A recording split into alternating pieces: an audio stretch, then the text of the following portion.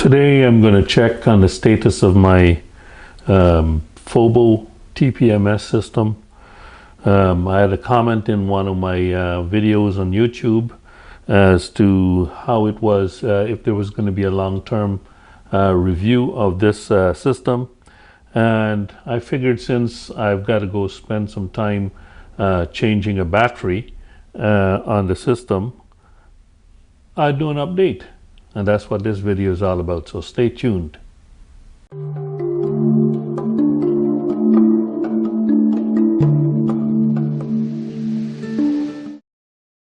don't know if you can see this. The rear sensor is down to 2.29 volts. I'm going to go take that sensor off and replace the battery, or check it out, test the battery and replace it.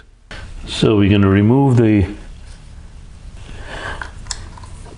sensor from the rear tire, and to do this we've got to use this special tool to take to free up the lock nut, because I've got it installed with a lock nut. And we unscrew this like that, and then you just remove the lock nut from the valve stem. So that it is right there, the sensor and the lock nut. Just twist the base, unscrew, and there's the battery right there. You just slide this battery out like so. So there it is. What type of battery comes with this? 1632, Maxell 1632. I believe I have some of these right here. Got these on Amazon. I'll put a link in the description below. But this is the 1632 battery that just came out. But last time I checked this out in a previous video, the battery was fine. So I'm not sure what's going on. Let's see what the reading is on the voltmeter. Now these are 3-volt batteries, so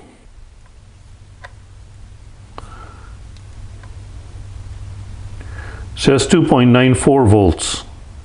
Let's see what a new battery says. New battery says 3.26, so there's a difference. This happened before, that there was some kind of a problem, and you know, it read a low voltage, and I took it out and the voltage was not low at the time, so I put it back in. So what I just took out was the original so you see I slipped that in. I slipped the new battery in, positive side up, put the cap back on, screw that down nice and tight, because it's a watertight connection there.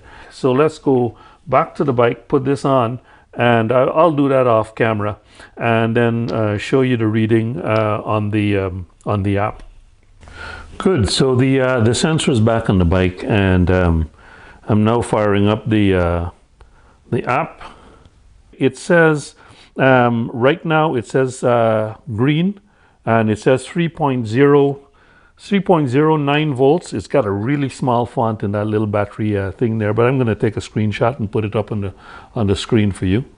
So the pressures are a little bit down, so I think I'm going to air up my tires after finishing this video. The front sensor, like I mentioned, is the original battery, and that's down to 2.64 volts. So do I change that now, or do I try and get the last bit of juice out of that battery?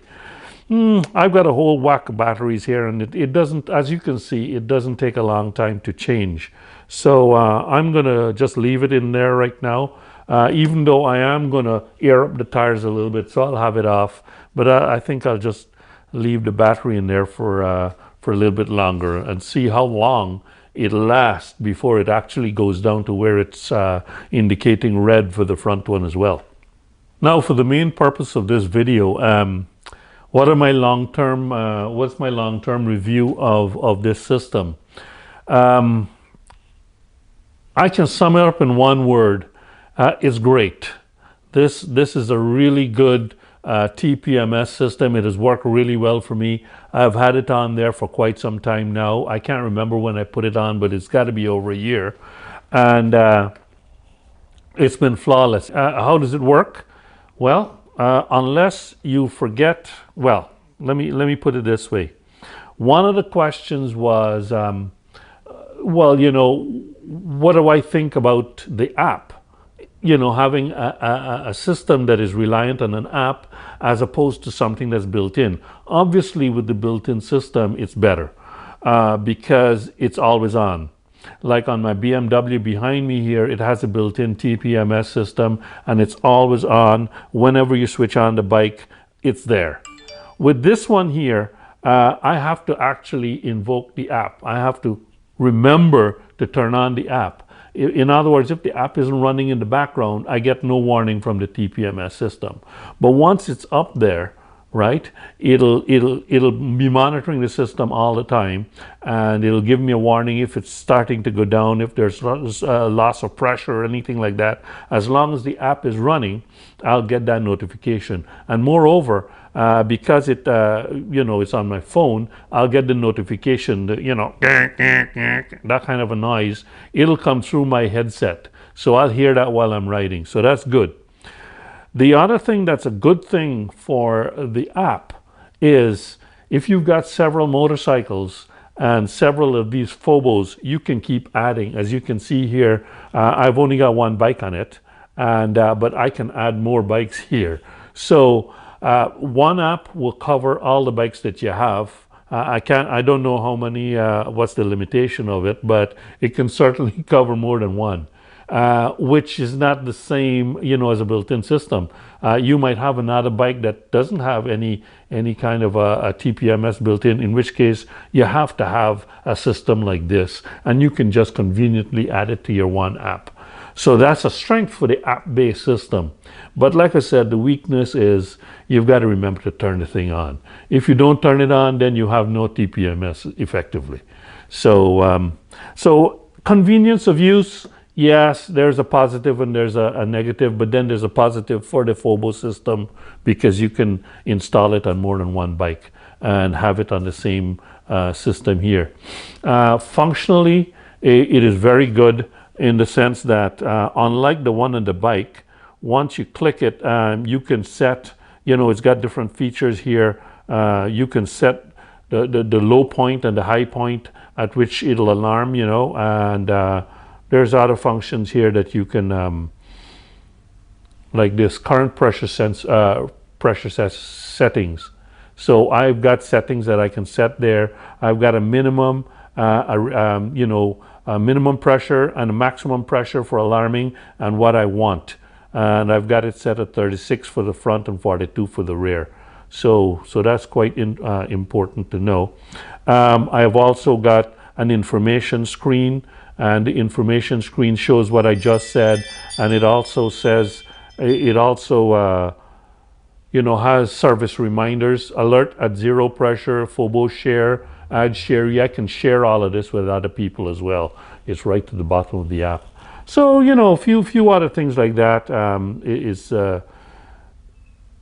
and I can save all of this to the cloud. So all of this, there's a little button there. You can save the settings that you want to the cloud. That's a neat little feature.